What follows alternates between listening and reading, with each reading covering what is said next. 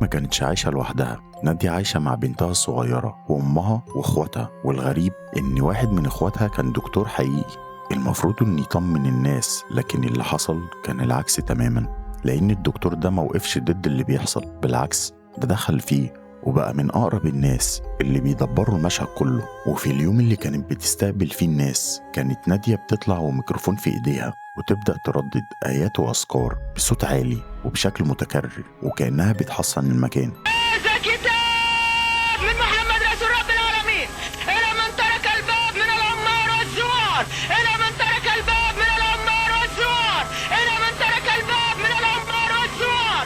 أما بعد فإن لنا ولكم في الحق منعا، إن لنا ولكم في الحق منعا. لكن اللي كان بيحصل بعد كده هو اللي كان بيخلي الناس تصدق إن في حاجة مرعبة فعلا، ومن وسط الزحمة ناس تصرخ، ناس تقع على الأرض، ناس تتشنج، وناس تطلع منها أصوات غريبة وسط آلاف البشر. قول من رب رحيم.